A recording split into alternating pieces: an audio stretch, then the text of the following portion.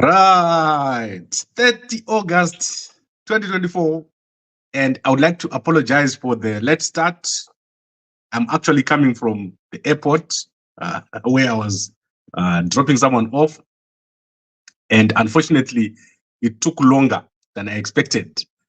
And I like to start every day at 10 minutes past 9 in the evening because most people in Zimbabwe would have finished eating and they'll be getting ready to go to bed. But I know that today is a Friday. So most of you are available to look at what I'm saying here, which is very important. This weekend is going to be very important because we're going to see Hopewell defining what he's planning to do. Hopewell Chingono is not someone that you can take lightly. I've been telling people here that don't say to Hopewell, start your own party. Because if Hopewell starts his own party, he's not going to have a small following. He's going to have a big following, especially among the young people. Hopewell and Nelson Chamisa, the two of them have got different audiences, but both of them have got a very strong base within Zimbabwe. And Hopewell has got the advantage of having a very strong base outside of Zimbabwe. So in terms of my analysis, if Hopewell was to do something political, it would affect Chamisa a lot in the diaspora because Hopewell is not lazy. The problem is lazy people. Hopewell is not a lazy person. He can spend a whole day writing posts on Facebook, on Twitter, on all these platforms. And he's got sources who can give very important information. So I always tell people, do not lose people like Hopewell. It's not a good thing. And if someone tells you that Chamisa can do it without Hopewell, then tell that person that they are lying to you because these are the people that you need on your side. It's similar to someone like Fadzai Mahere. She's got a lot of people that follow her, a lot of women. I also advised that when she was released, they should not have released her from that position of spokesperson. The people that currently surround Nelson Chamisa, some of them, I won't say much today. I've spent a lot of time with them, and Chamisa needs strong people around him. That is why I'm very concerned about what is happening, which is a deep fight between Hopewell Chingono and Nelson Chamisa, which is based on facts and which is going to continue. And the way it's going to end up is there's going to be a certain revelation out of anger that you're going to see very, very soon. And I think that is going to start with Hopewell on Sunday. So on Sunday, when Hopewell comes out, let's see what he says. We're going to be following that space. So I don't know who's going to be hosting that space. But today I want to go into what Hopewell has said about a secret conversation that he had with the Morgan Tsvangirai. And I don't know if most of you are on Twitter with Hopewell. So if you're not, if you go to kambako.com, you can follow the whole statement of what Hopewell said. I've put it right at the top. Hopewell Chingono says, and he saw a tweet that was done by Nelson Chamisa, and it has angered him because he believes that Nelson Chamisa is doing something that he's advised him against. And that is to say, God is in it, and to make statements about God and what God has told him. And he says here, Chamisa has been doing this for the past 24 years. Is it 24 years? Yeah. So that is what he said here. He said, former president of South Africa, Jacob Zuma, advised Morgan Tsvangirai not to go into the election before there were reforms. And he says Nelson Chamisa then went to Morgan Tsvangirai and told Morgan Tsvangirai that God had told him that he was going to win the election and he must ignore what Jacob Zuma had told him. And this is the reason why Morgan Tsvangirai went into the election, which he went on to lose very badly. So you can go and check out the statements by Hopewell Chingono. It says here, I went to Tsvangirai's house after the election with my colleague, Rohit Karuch, ITV, who was the ITV Africa correspondent, while I was an ITV news producer. Tsvangirai told us that Nelson Chamisa had said God told him that he would win the election. And there was a tweet, he attached a tweet from Nelson Chamisa to this whole statement. So what is my point?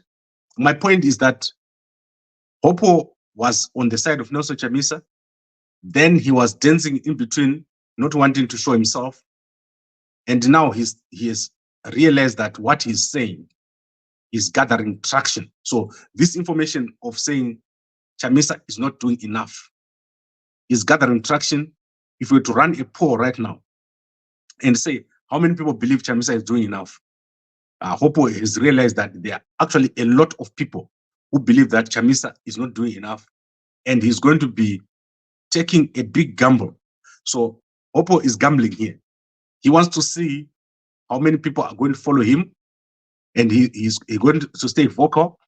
He won't change what he's doing, hoping that as time goes on, this message will gain traction, and eventually people will start to follow himself or the people that he's going to endorse to be in the space that he says there's a gap.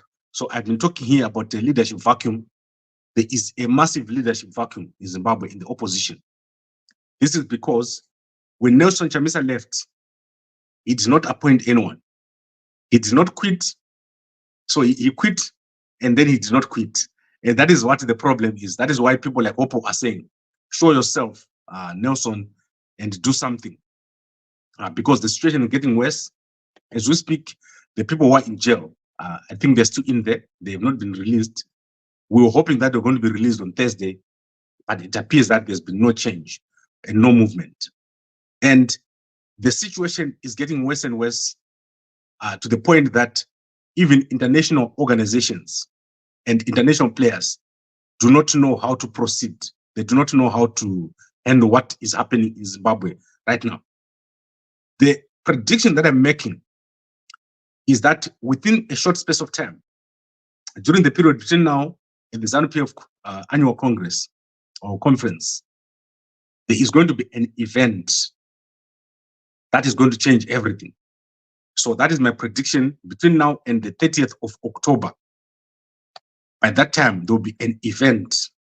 So tomorrow we're going on to the last day of September, which gives us the whole month of September and the whole month of October.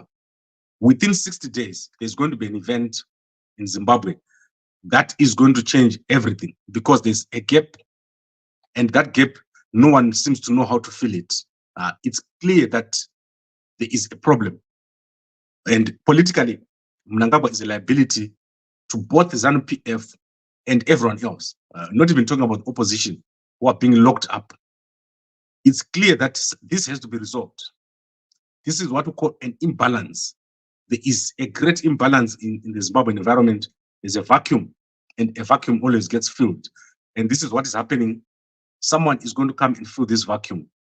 And I do not think it's just Hopewell. I think there will be such an event that eventually everyone is going to agree that we need to move into a different direction. The direction which we're moving in right now is not the correct direction. And I believe that Hopewell has excited certain people when he spoke of the government in exile. And some people who were just lying there minding their own business have started to think about it and say, what if we do it? This is going to happen. If Hopewell does it or not, someone already has the idea now that there's going to be probably customers for a government in exile. There are now customers. Zimbabweans are now conscientized that this can happen. This could be a solution. And very soon you're going to see action in that direction. People can see that talking to Mnangagwa just by mouth is not working. So let's see what happens. And as I said, we expect someone to act within the next 60 days, and it will probably be someone in ZANU-PF or someone in the military. So this is what I'm predicting here, that before or soon after the end of the ZANU-PF People's Conference, that is a key event, we'll see something happening over there. People are fed up and they've lost hope. And anyone who stands up right now, it doesn't matter who you are. you're going to be followed. So if you stand up right now and say, I'm bringing this nonsense to an end, you are going to have millions of people following you because there's no one else to follow at the moment. And I know that secretly, even those people who support Nelson Chamisa, sometimes they look at those tweets and say, did Chamisa really tweet this? And I've been saying here that there's something happening there, and we need to eventually get to a point where we all agree that things are not where they're supposed to be, and things are not happening the way that they're supposed to happen. And you're not betraying Nelson Chamisa by questioning these things that are happening. Why is it that Chamisa, since the election, has never stood on a stage by himself and said anything? Data is very cheap. Why is it that Nelson Chamisa has never gone on a Twitter or on a space by himself and said something? So these questions, they are very important, and you need to understand the people that you are dealing with.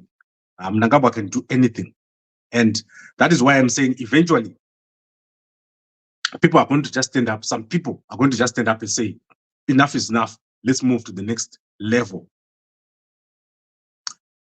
Right, let's go to the comments. Mkomo General Kayemba. So I'm going to switch off my face here. He said, Gambako, stop. Please stop telling all these people that something is going to happen. Please stop it. Report about Hopo or something else, but stop all this playing with our people's minds. Chako kupa wanu stress. You're not there to explain to them. So, sharp, respect the people suffering. Okay, so I mustn't say something's about to happen. I must say nothing is about to happen. My job is not to keep quiet. My job is to give you what I think.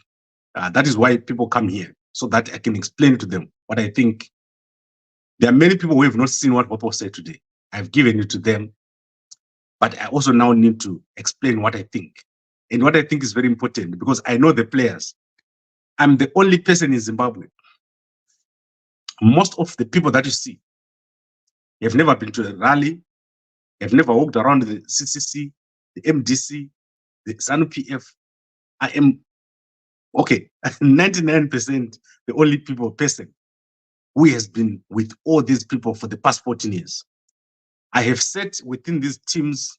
I have sat around with Anamem Juru, Dumiso Tawengwa, Pastor Ivan, all these people. There is no player who has come into this field who I have not sat with. Except for one or two. I have been with the independent candidates, the presidential candidates of most of the campaigns.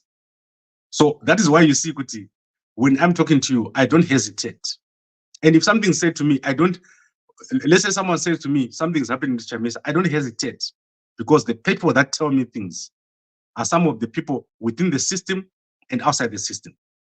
When I look at Hopo, what did I say to you when some guys were saying Hopo must form his own party? I said to you, don't underestimate Hopo Chingon. What I'm telling you is just half of what I know. That's all you should know. Then let's go to Mukoma Modern Chat Network. Yet you are a tribalist. But let's address the Umtwagazi. Umtwagazi is a group that is in Bulawayo. Okay, that is in South Africa. They say that they want to split Zimbabwe into two parts. A part which belongs to the Mtwagazi at the bottom, from Gweru to Victoria Falls, passing through Wange and all those areas, and Bedbridge. So they will have that portion and they will form a government, an independent state. So Umtwagazi have said today that there are anyone who knows where I am must find me and tell them so that they can come and kill me.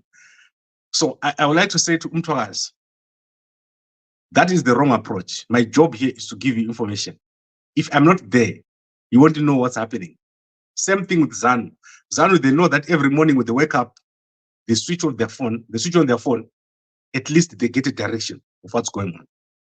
So a person like me who's just talking is not your enemy. But I also want to make my input on tribalism. There is no way that there's going to be an independent state in Zimbabwe, unfortunately or fortunately. because Zimbabwe is not a country that was ruled in the way that these guys are saying, that these people were here and these people were here.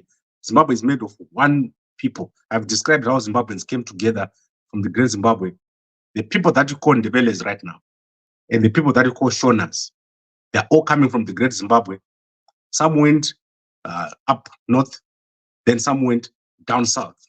The guys went down south, got to the sea and came back, and they still came back home to Njelele. I told you all these stories in the past.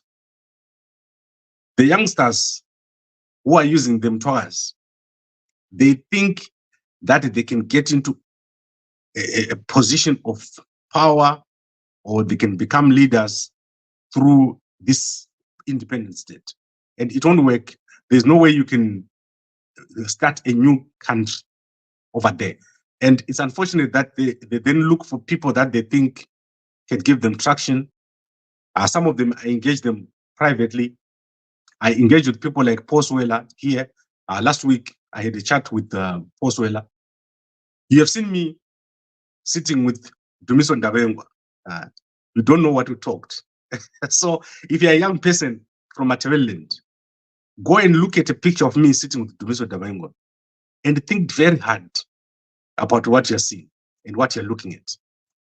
Then stop listening to people that do not know what they're talking about.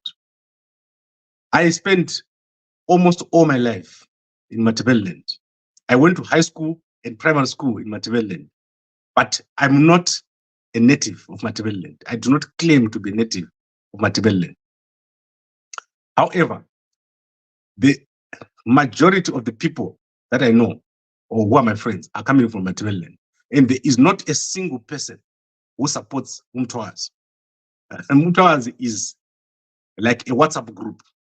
That is all that they are. They are not anything. And we don't want the people who just waste other people's time with speeches of they will do this, they will violently crush someone.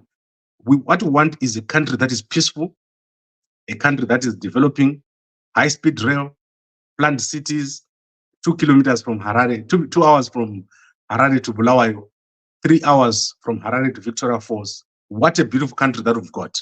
We don't have time for all these talks about talks.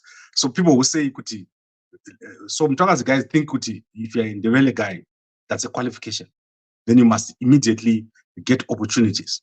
That's not how it's going to work. You cannot go to a girl and say, I'm a Ndebele guy, you must be in love with me. So like, that would be crazy. You must change the way you think and start cooperating and coordinating with other people. You make a lot of money and then you won't hurt anyone else. But I take the threats from Mtwakazi very seriously, and I've started taking the necessary steps to make sure that that is dealt with. Mugoma George saying Mtwakazi is misdirected. We're talking of one Africa, one currency. They talk of splitting Zimbabwe. They are crazy. They are not crazy. Mtwakazi, just before the election, Nelson Chamisa went to Bulawayo, and there was talks of putting like a structure where if the CC was not allowed to contest, then Mtwakazi was going to take that position.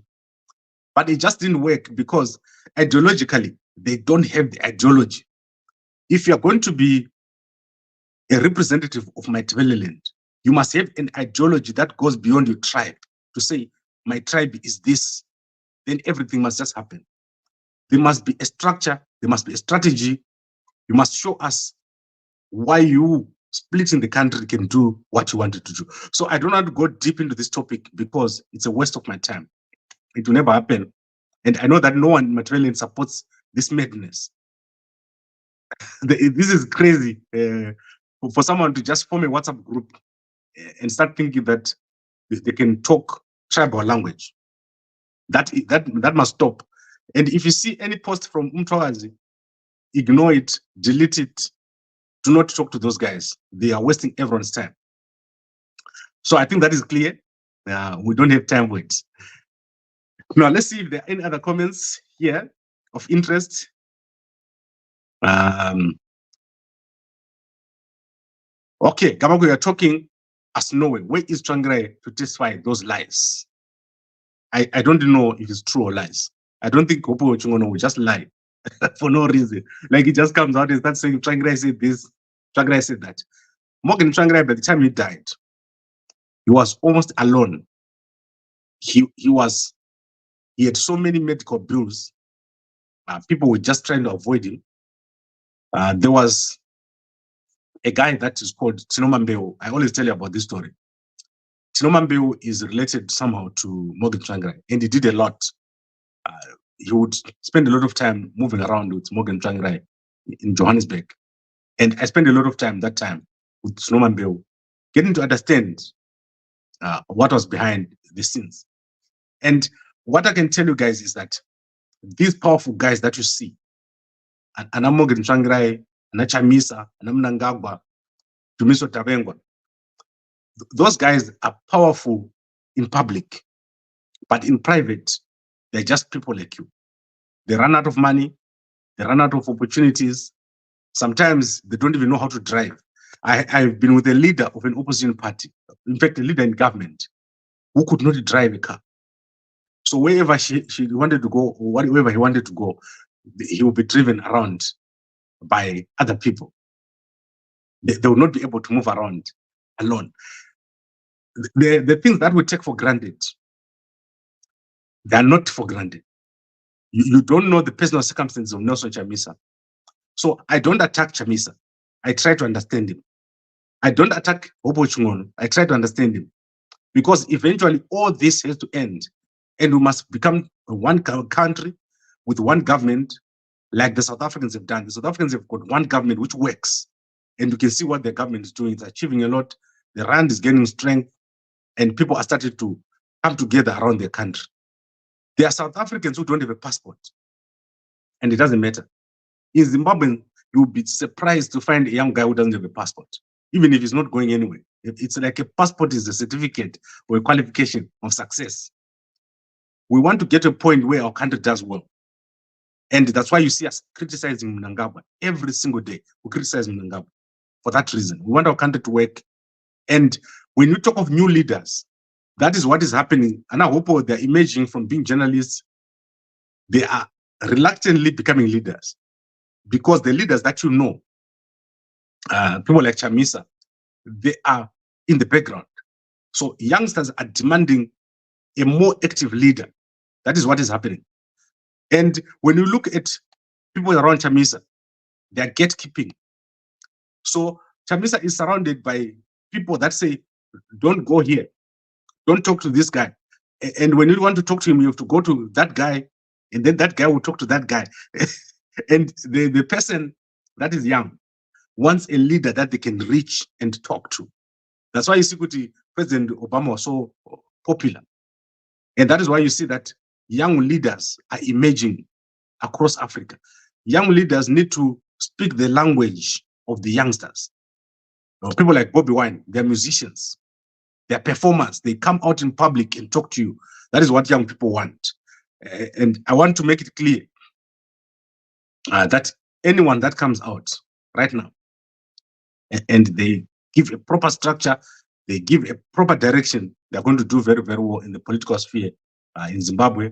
And you also know what I said about Chiwenga, that Chiwenga in ZANU-PF is going to do very well. I saw yesterday, he's going out there and speaking, and we are starting to converge to a point where by 20, let me explain to you here what I think is going to happen.